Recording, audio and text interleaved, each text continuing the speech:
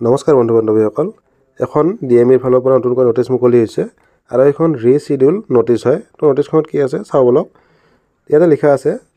for written examination of grade 3 যি non technical post আছিল এই নন টেকনিক্যাল পোষ্টৰ ওপৰত এই নোটিছখন দিয়া হৈছে this is for information of all concern date in reference to the advertisement white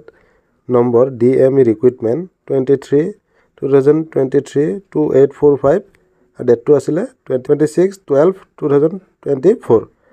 and notice number DME recruitment 23/2023 147 dated 7/1/2025 the written examination for filling up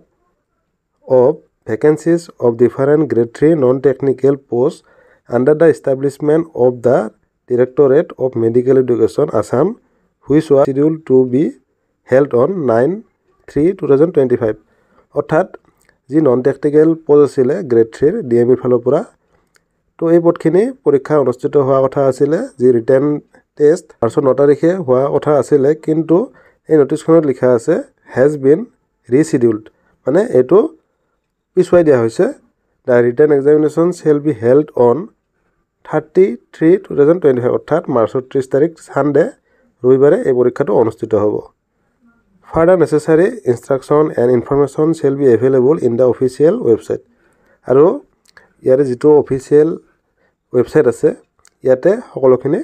ঘোষণা কৰা হ'ব www.dme.assam.gov.in এইটো ৱেবসাইটত সকলোখিনি জনাই দিয়া হ'ব আৰু ইয়াতে কৈছে যে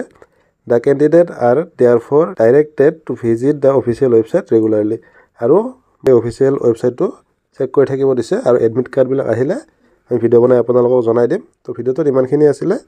ভিডিওটো ভাল লাগিলে লাইক কৰিব যদি চেনেলটো প্ৰথমবাৰ আহিছে চেনেলটো সাবস্ক্ৰাইব কৰি বেল আইকনটো প্ৰেছ কৰি থব ধন্যবাদ জয় অসম